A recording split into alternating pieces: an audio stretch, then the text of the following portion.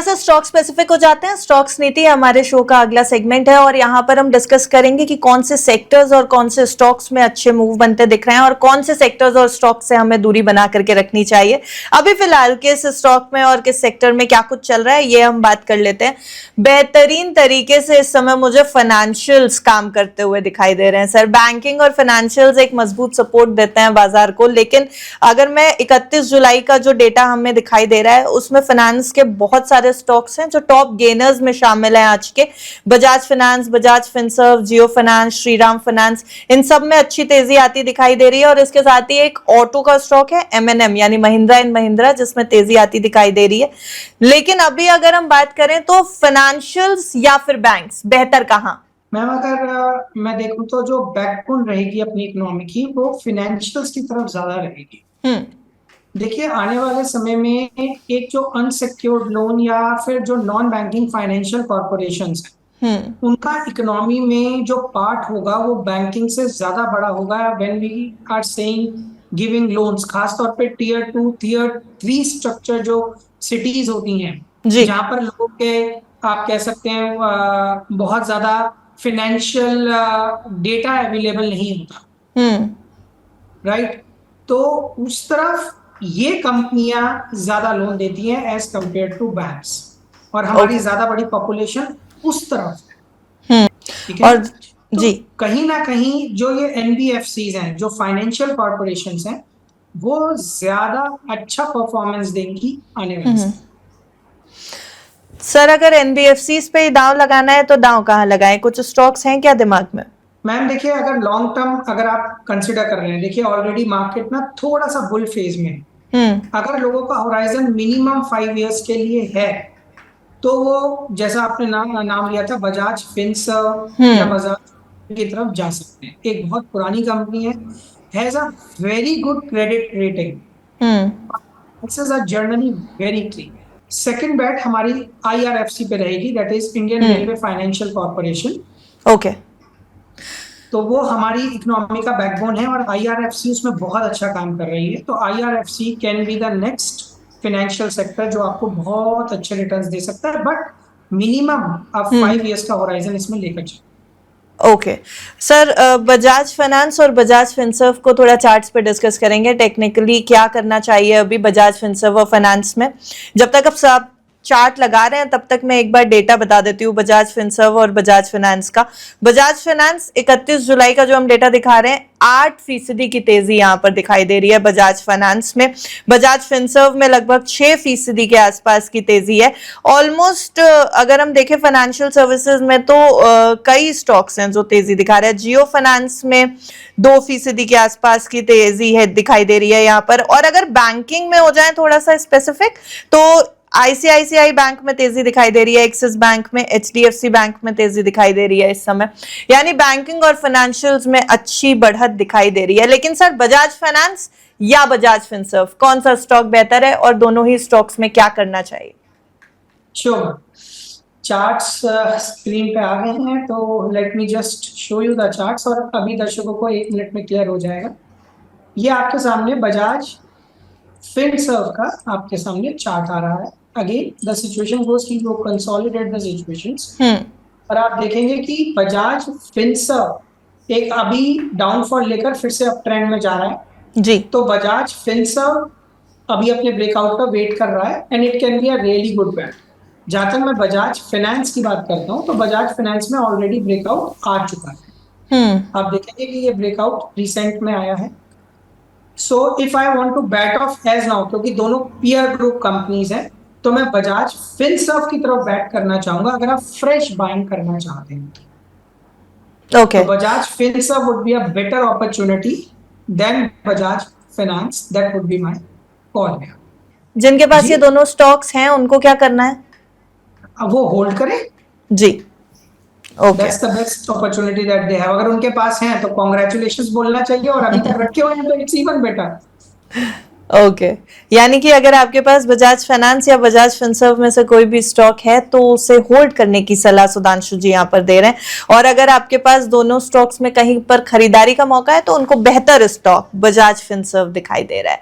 Sir, financials की बात कर ली है, बैंकिंग की भी बात कर लेते हैं। प्राइवेट बैंक्स या पब्लिक बैंक्स, पीएसयूज में अच्छी तेजी दिखाई दे रही है। अच्छा, पीएनबी का जब नतीजे आए थे Q1 की जो अर्निंग्स आई थी, उसके बाद जो मोमेंटम पीएसयू बैंक्स ने पकड़ा है वो नहीं थमता दिख रहा है। हालांकि प्राइवेट बैंक्स पे अगर मैं देखूं तो इस हफ्ते थोड़ा प्रेशर रहा है। बड़े बैंक्स जो थे उन्होंने थोड़ा कंसोलिडेट किया है, थोड़ा करेक्शन आया है, एचडीएफसी, आईसीआईसीआई। हालांकि आज 31 जुलाई को जब हम ये बात कर रहे हैं तो आईसीआईसीआई में थोड़ी बढ़त दिख रही है, पर प्रेशर एचडीएफसी पे दिखाई दे रहा है। एक्सिस बैंक बेहतर करने की कोशिश कर रहा है। लेकिन अगर पीएसयू की हम लिस्ट देखेंगे तो लगभग सभी बैंक्स में ग्रोथ दिखाई दे रही है। प्राइवेट बैंक्स कंसोलिडेट कर रहे हैं और पीएसयू तेजी से चढ़ रहे हैं। मौका इस समय पीएसयू में है या फिर करेक्शन के बाद प्राइवेट में ज्यादा बेहतर खरीदारी के मौके? मैम देखिए, अगर हम अपनी इकोनॉमी की बात करें तो आप प्राइवेट बैंक्स पे ही बेट कर सकते हैं।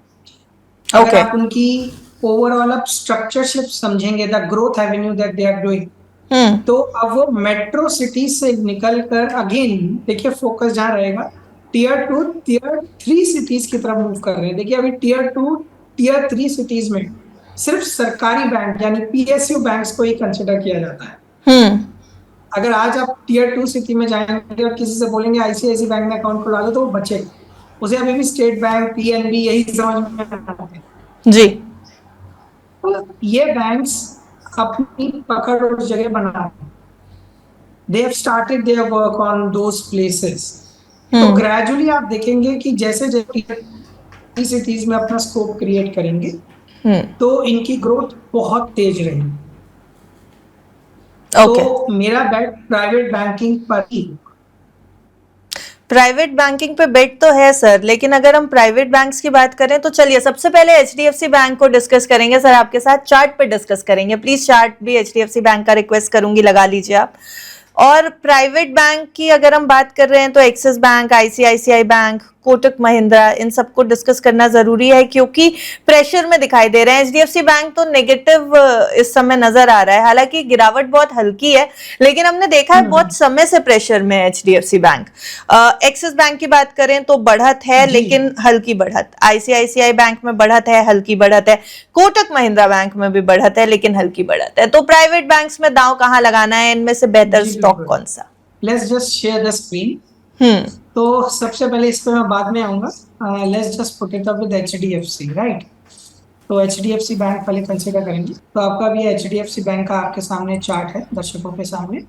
Again if you consolidate you would see it's a very beautiful correction और वो बिल्कुल अपने सपोर्ट जोन पे है जी। तो दर्शक अगर यहाँ खरीदते हैं तो उन्हें रिस्क बहुत छोटा है।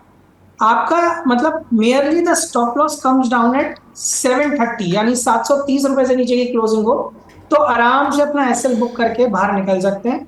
तो मेयरली एसएल ऑफ 20 रुपीज और 20 रुपीज आपको एचडीएफसी में मिलता है। करेक्टिंग फेज हो चुकी है, एक्यूमुलेशन फेज में चल रहा है।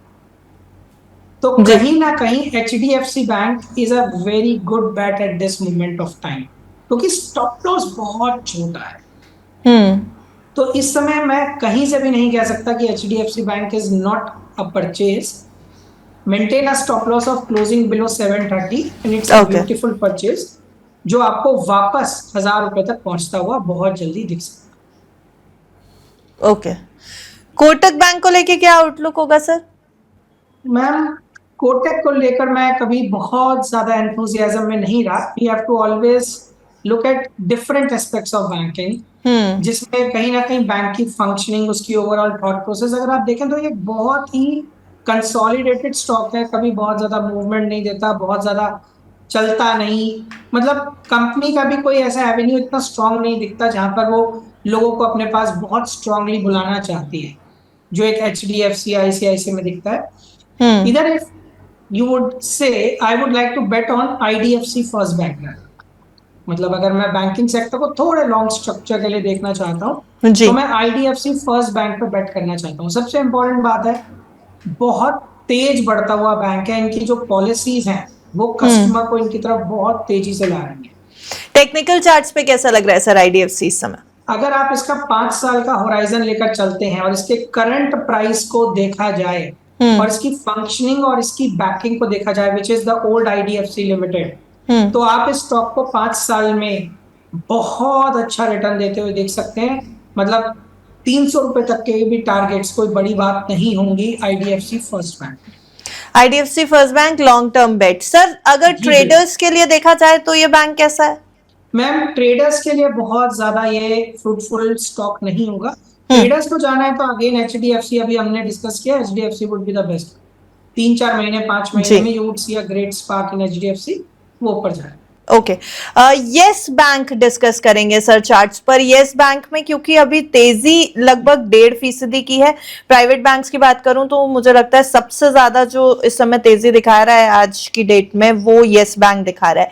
यस बैंक स्टॉक छोटा है, थोड़ा सस्ते में मिल जाता है, निवेशकों को अच्छी खासी बेट लगा लेते हैं यस बैंक के ऊपर निवेशक, लेकिन जी ये जो तेजी है ये फंसाएगी तो नहीं?